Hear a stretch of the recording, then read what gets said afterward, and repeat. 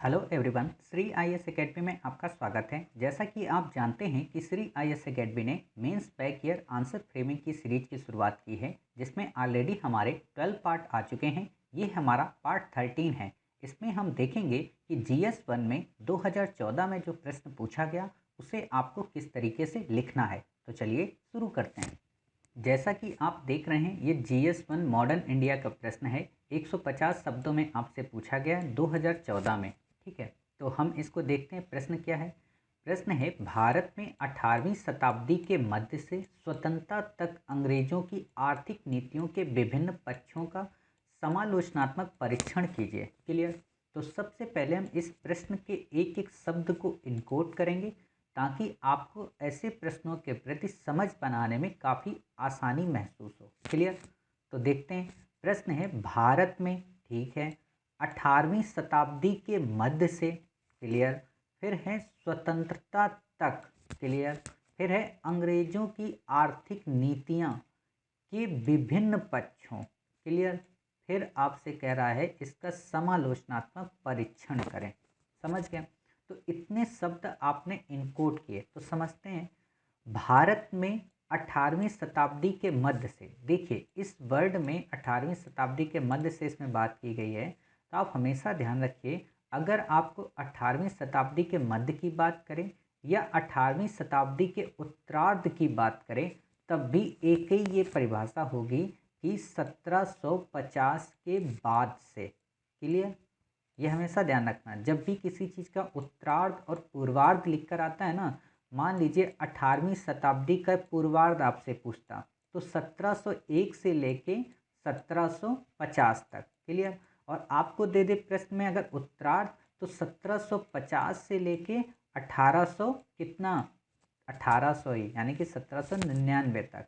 Clear? तो ये समझ गए पूर्वार्ध और उत्तरार्ध। और आप ये भी मतलब समझ गए कि 18वीं शताब्दी के मध्य का क्या मतलब है, यानी कि 1750 की ये बात कर रहा है।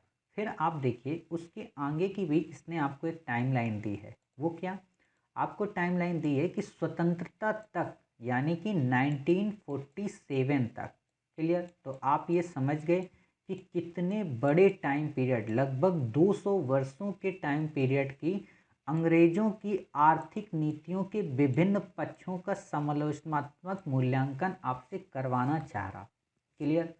तो अब आप में से हो सकता है कई सारे स्टूडेंट्स आर्थिक नीतियां ऐसे लिख दोगे कि हाँ, अंग्रेजों की ये आर्थिक नीति थी जिससे भारत के हस्त से उद्योगों का पतन हो गया। आप ये भी लिख दोगे कि किस प्रकार भारत में औपनिवेशिक दास्ताई, अकाल बढ़े, कैसे इन्होंने भू राजस्व के माध्यम से लूटपाट की। ये सब चीज़ें आपको ऐसे नहीं लिखना है। क्यों? क्योंकि जब आपके पास टाइमलाइन काफ़ी ज़्यादा होती है और जीएस का जब प्रश्न होता है, तो आपको संक्षेप में अपनी बातें कहनी है। एग्जामिनर को भी पता है कि संक्षेप में वो इसलिए कह सकता है क्योंकि उसके पास शब्दों की हमने सीमा बांध दी है, अर्थात 150 शब्द। और आप अगर इतनी बातें सारी लिख दोगे, इनकोड ही कर दोगे, तो आप ये मान कर चलिए आप 300 शब्दों में भी इस प्रश्न का उत्तर नहीं लिख पाएंगे पूरा। इसीलिए आप क्या करें कि एक किसी ऐसे हिस्टोरियन को पकड़ लें या सामान्य सी पुस्तकों में ऐसे व्यक्ति को पकड़ लें जिसने आर्थिक नीतियों के संदर्भ में अपनी बात कही। ठीक? अब आप ये भी देख लीजिए, समालोचनात्मक परीक्षण का क्या मतलब। आप हमेशा अंग्रेजों की आर्थिक नीतियों की केवल आलोचना ही मत करिए, उनके कुछ सकारात्मक पक्षों को भी आपको बताना है। और जब आप अपना निष्कर्ष दें तो उसमें ये आप कह दें कि हाँ, नकारात्मक पक्ष तो काफ़ी ज़्यादा थे, लेकिन सकारात्मक पक्षों की न्यूनता ने भारत के लिए एक बेहतर भविष्य की योजना का स्वरूप प्रदान किया, जो कि हम देखते हैं आज़ादी के बाद। क्लियर? तो अब ये चीज़ें कैसे लिखनी है, इनको हम, इस प्रश्न को हमने पूरी तरह से इनकोड ही कर दिया है, ताकि आपको लिखने में दिक्कत ना आए। क्योंकि टाइमलाइन काफ़ी ज़्यादा है और हो सकता है आप में से कई सारे स्टूडेंट्स इस टाइमलाइन में इस प्रश्न को इतने कम शब्दों में ना गाड़ पाएँ। क्लियर? तो देखते हैं कि हमने इसको कैसे लिखने का प्रयास किया है। तो आप देख लीजिए, समय काल 18वीं शताब्दी के मध्य से स्वतंत्रता तक का क्या मतलब कि 1800 का मध्य अर्थात 1750, स्वतंत्रता का मतलब यानी कि 1947, या फिर आप कह सकते हो कि 18वीं सदी का उत्तरार्ध, तो भी 1750 के बाद आता है। और अगर पूर्वार्ध आपको कहीं मिल जाए तो 1750 के पहले, यानी कि 1701 से 1750। क्लियर। तो ये सारी छोटी छोटी चीज़ें हैं, कई बार एग्ज़ाम हॉल में स्टूडेंट्स को ये चीज़ें नहीं समझ में आती, या आपको कोई बेसिक संस्थान ये बातें नहीं बताता है, तो इसलिए हमने आपको बता दी ताकि आप जब भी कोई ऐसा प्रश्न देखेंगे तो आप अपने उस काल की मर्यादा में बंधे होंगे। फिर देखिए कि इसके विभिन्न पक्षों का आपको समालोचनात्मक मूल्यांकन करना है। विभिन्न पक्ष कौन से हो सकते हैं? सकारात्मक हो सकता है, नकारात्मक हो सकता है। नकारात्मक ज़्यादा था क्योंकि औपनिवेशिक दासता की बात थी यहाँ पे, ठीक, और शोषण की बात थी। अब जब आप अपना उत्तर फ्रेम गढ़ोगे तो इकोनॉमी पे लिखने वाली काफ़ी बेहतरीन लेखक रजनी पामदत्त ने जो चीज़ लिखी है, आप उसको बेस बना सकते हो। क्यों? क्योंकि रजनी पामदत्त ने जिस हिसाब से भारत में आर्थिक नीतियों को चरणों के आधार पर डिवाइड किया है, वैसा ही मार्क्स ने भी किया था। क्लियर। तो हम इसलिए इनको उपयोग में लेंगे क्योंकि यहाँ पे समयावधि बेसिकली 200 वर्षों की है, और 200 वर्षों की समयावधि को कंप्लीट करने के लिए हमें चरणों के आधार पर ही आर्थिक नीति की आलोचना करनी पड़ेगी। क्लियर। तो आप सामान्य सा परिचय देते हुए कि रजनी पामदत्त ने अपनी पुस्तक इंडिया टुडे में अंग्रेजों की आर्थिक नीति के 3 चरणों का उल्लेख किया है। क्लियर। अब जब आप ये बातें बताते हो तो आप उनके 3 चरण भी बता दो। तो आप बता सकते हो कि वाणिज्यिक चरण जो 1757 से 1813 तक बना रहा, इसमें क्या किया? इसमें अंग्रेजों ने भारत से जो माल था उसको काफ़ी कम दाम पर यूरोप और ब्रिटेन के अन्य देशों को निर्यात करने लगे। इससे भारतीय जो व्यापारी थे उनको काफ़ी नुकसान हुआ, और ये स्थिति 1813 तक उन्होंने बनाए रखी।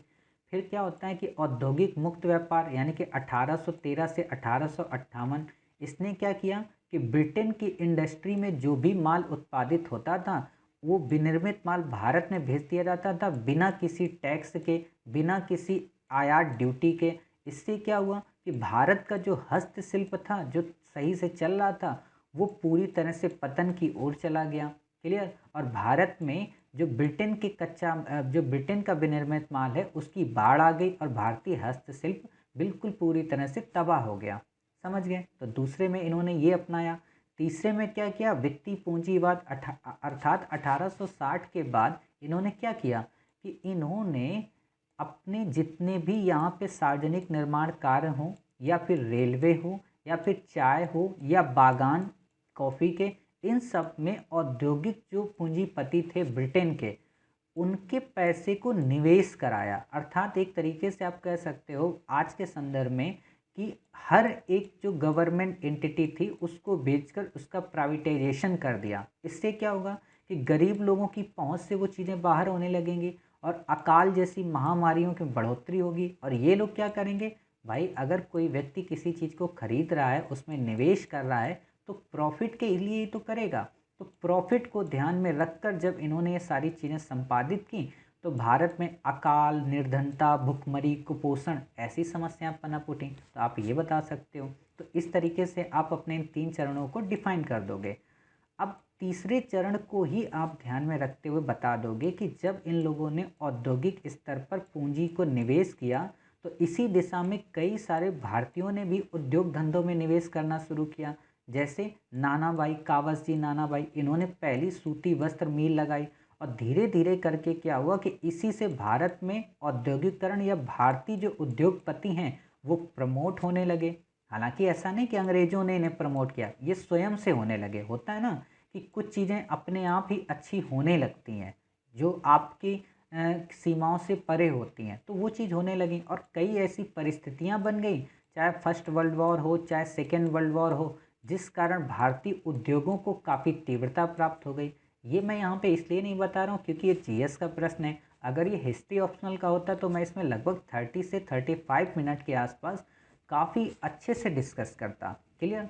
जीएस में हमें आपको पता है कि बिल्कुल एक न्यूज़पेपर वाले की तरह लिखना है, जनरलाइज होकर। और जब हम हिस्ट्री ऑप्शनल पढ़ते हैं तो वहाँ पर हम अपने विषय की मर्यादा को एक स्कॉलर की भांति लिखने का प्रयत्न करते हैं। क्लियर।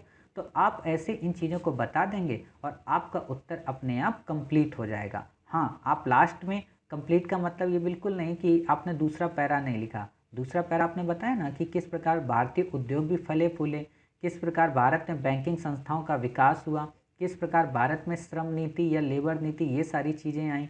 इनसे क्या हुआ कि बाद के कालों में भारतीयों को काफ़ी ज़्यादा मदद मिली और आज भी वो कुछ नियम चल रहे हैं हमारे यहाँ, समझ सकते हो, एक तरीके का बेस का काम किया। हालांकि ये सकारात्मक की अपेक्षा नकारात्मक ज़्यादा था। क्लियर। तो अब आप इसको शब्दों के हिसाब से देख लो कि प्रथम चरण में अंग्रेजों ने यूरोप तथा अन्य देशों को कम कीमत पर तैयार भारतीय माल का निर्यात कर अच्छी कीमत वसूलते थे। वहीं दूसरे चरण में भारत को ब्रिटिश माल के आयात का मुक्त बाजार बना दिया, जिससे भारतीय हस्तशिल्प उद्योग पतन की ओर उन्मुख हो गया। साथ ही अपने अंतिम चरण में अंग्रेजों ने बड़े पैमाने पर पूंजी निवेश की शुरुआत की, जिसके अंतर्गत रेल निर्माण, सिंचाई परियोजनाएं, चाय कॉफी बागान आदि में निवेश कर शोषण की प्रवृत्ति को बढ़ावा दिया। आपने देखा मैंने इन तीनों पॉइंट्स को कितने संक्षेप में एक साथ विस्तृत कर दिया, अर्थात कितना अच्छा संयोजक शब्दों का मैंने उपयोग किया। कहीं से भी मैंने पैरा को टूटने नहीं दिया और ना बिखरने दिया। आप देखिए, अच्छी कीमत वसूलते थे, फिर मैंने दूसरी लाइन वहीं से शुरू कर दी। वहीं दूसरे चरण में अब होता क्या है कि इतने चरण में हमने जब पहले को डिफाइन कर दिया, कई सारे बच्चे इसको और ज़्यादा डिफाइन करते हैं कि प्लासी की विजय के बाद वहाँ से भू राजस्व में, तो आप 150 शब्दों की मर्यादा का फिर उल्लंघन कर देते। इसीलिए आपको इतनी सारी कहानी नहीं निकली है, आपको बस उसका मूल क्रक्स निकलना है। जैसे जब आप दूध लाते हो ना, तो उससे जो घी निकालते हो, इस प्रश्न में उसी घी की बात है। ठीक है, तो आप उस घी को लिखने का प्रयत्न करें। आप मलाई और दही और मट्ठे की बातें यहाँ मत करें। ठीक है, दूसरे चरण में आपने बता दिया। फिर आपने क्या किया, शोषण की प्रवृत्ति को बढ़ावा दिया। अब देखो मैंने यहाँ पे एक वर्ड छोड़ा है, निवेश कर शोषण की प्रवृत्ति को बढ़ावा दिया। अर्थात हमने अपने पहले पैरा में एक ऐसा शब्द छोड़ दिया जो कि दूसरे पैरा से रिलेट करेगा। इसीलिए मैं कहता हूँ पैरा जब भी आप बदलें तो एग्जामिनर को ये फील ना हो कि हाँ आपने कहीं पे पैरा बदला है या आपकी बातें टूटी टूटी लग रही हैं। ठीक, तो आप क्या करोगे, बताओगे ऐसे ही कि सिंचाई परियोजनाएं, न्याय, चाय कॉफ़ी बागान आदि में निवेश कर शोषण की प्रवृत्ति को बढ़ावा दिया। हालांकि इस निवेश के साथ साथ भारतीय उद्योगों में भी भारतीयों द्वारा निवेश की प्रवृत्ति अपनाई गई। नानाबाई द्वारा सूती वस्त्र मिल प्रमुख थी। साथ ही आधारभूत ढांचे, वित्तीय संस्थाओं, बजट निर्माण की प्रक्रिया, अकाल नीति, श्रम नीति आदि ने बेहतर भविष्य का आधार भी प्रदान किया। देखो मैंने कितने कम शब्दों में अपनी पूरी बातें कह डाली। ठीक, ऐसे ही आपको अपने शब्दों को अंतर्ग्रंथित करना है। और ये जीएस के हिसाब से प्रश्न लिखा गया है, अगर ऑप्शनल के हिसाब से लिखता तो इसका लेवल और अलग होता। ठीक है, तो आप ध्यान रखिएगा। फिर हम क्या बताएंगे कि उपयुक्त बातों से स्पष्ट है, मतलब अपना निष्कर्ष देंगे। उपयुक्त बातों से स्पष्ट है कि सकारात्मक प्रभाव तो नाममात्र था, यानी कि किसानों व बुनकरों की भयावह स्थिति ने औपनिवेशिकता की सारी हदें पार कर भारत को अकाल के दुष्चक्र में फंसा दिया, व स्वयं औद्योगिक राष्ट्र का तमगा ले गया। आप ऐसा एक निष्कर्ष दे दोगे जिसमें आलोचना भी होगी, खींच भी होगी और सकारात्मक भाव भी होगा। क्लियर। तो समझ गए होंगे आप कि इस प्रश्न को हमें कैसे लिखना चाहिए था। जीएस का प्रश्न था, इसलिए हमने इसको काफ़ी नॉर्मल तरीके से सॉल्व करने का प्रयत्न किया। और वास्तव में इसमें वर्ड लिमिट काफ़ी ज़्यादा थी, इसमें टाइम लाइन काफ़ी ज़्यादा थी और वर्ड लिमिट काफ़ी कम थी। इसलिए हमें अपने शब्दों को काफ़ी अच्छे ढंग से अंतर्ग्रंथित करना था, ताकि किसी भी प्रकार की कोई टाइमलाइन ना छूट पाए। और आपने देखा कि हमने 3 चरणों के माध्यम से किसी भी टाइमलाइन को छूटने नहीं दिया। उम्मीद है आपको ये प्रश्न काफ़ी अच्छा लगा होगा, इसका उत्तर आपको समझ में आया होगा। मिलते हैं नेक्स्ट में एक नए प्रश्न के साथ, तब तक अपना ख्याल रखिए और स्वस्थ रहिए।